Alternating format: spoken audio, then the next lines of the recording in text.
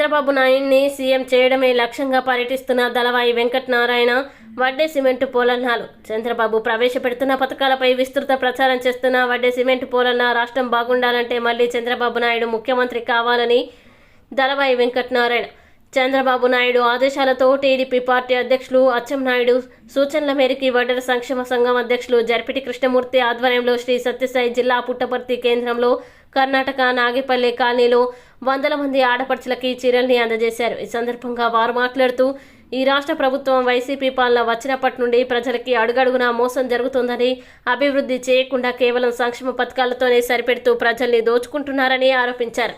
అలాగే రాష్ట్రం బాగుండాలంటే మళ్ళీ చంద్రబాబు నాయుడు ముఖ్యమంత్రి కావాలని తెలిపారు. అలాగే సత్యసాయి జిల్లా పుట్టపర్తి నియోజకవర్గంలో బీసీలు అధిక శాతంగా ఉండడం వల్ల ఎన్నికల్లో వడ్డెర్లకి అసెంబ్లీ స్థానం కల్పిస్తామని నారా చంద్రబాబు నాయుడు అనడంపై హర్షం వ్యక్తం చేస్తూ ఎస్సీ, ఎస్టీ, మైనార్టీ, బీసీ మరియు బడుగు బలహీన వర్గాల్ని కలుపుకొని రానున్న 2024 ఎన్నికల్లో తెలుగుదేశం పార్టీని గెలిపించుకోవాలని తెలిపారు.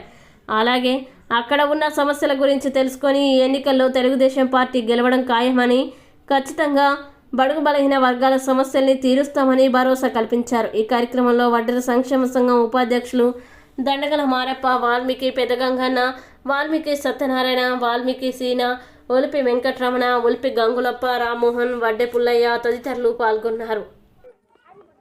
అందరికీ నమస్కారం. ఇక్కడ ఎంతో ఘనంగా దాదాపుగా కర్ణాటక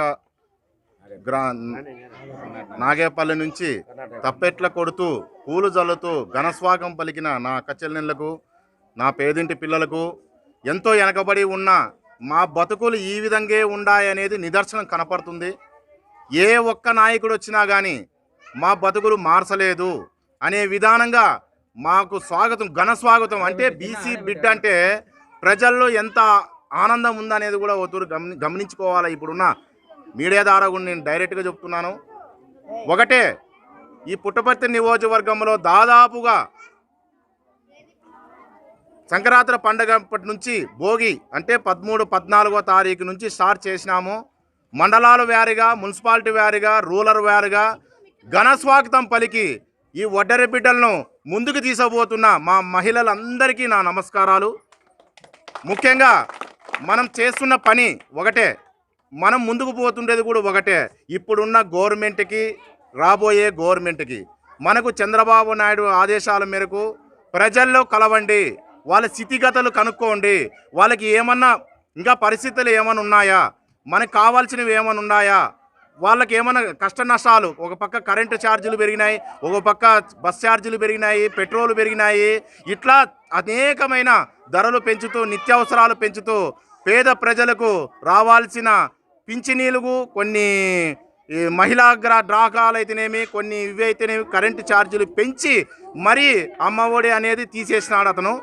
చాలా వరగా గ్యాస్ సిలిండర్లు కూడా ఇష్టం వచ్చినట్లు పెంచేసి మన బడుగు బలహీన వర్గాలకు, బీసీ కులాల్లో చాలా నష్టపోతున్నాం మనం. ఇవి గమనించి చంద్రబాబు నాయుడు మీరు ప్రజల్లోకి పోండి, వాళ్ళ స్థితిగతులు కనుక్కోండి. అది ఏది ఉన్నా కానీ మన గవర్నమెంట్ వస్తే, రేపు వచ్చేది మన గవర్నమెంటే. 2024లో చంద్రబాబు నాయుడు సీఎం కాకపోతున్నాడు. మేము మాలో ఏ ఒక్కరైనా కానీ పుట్టపర్తి నియోజకవర్గంలో ఎమ్మెల్యేగా గెలిపిస్తారని ఆశిస్తూ తెలుగుదేశం పార్టీ తరఫున మీ కోరికలు ఏవైతే ఉన్నాయో, ఎక్కడైతే ఉన్నాయో ఫస్ట్ మనకు చేయాల్సిన పని కూడా మమ్మల్ని ఆశీర్వదిస్తే మేము ఏదైతే బడుగు బలహీన కూడా కరెక్టుగా ఏదైతే ఉన్నదో ఆఫీస్ ద్వారా ఉండే ఫస్ట్ సంతకం ఒకటే, మనకి కావాల్సిన నిధులు తెచ్చుకొని మా చెల్లెళ్ళకి అందరికీ న్యాయం చేస్తామని సందర్భంగా నేను తెలియజేస్తున్నాను.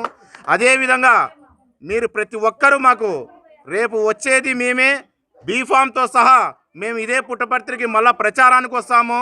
ప్రతి అక్క చెల్లెళ్ళు, అన్నదమ్ములు ప్రతి ఒక్కరూ మా ఈ వడ్డెర బిడ్డలను ఆశీర్వదిస్తారని చెప్పి మనసారా కోరుకుంటున్నాను.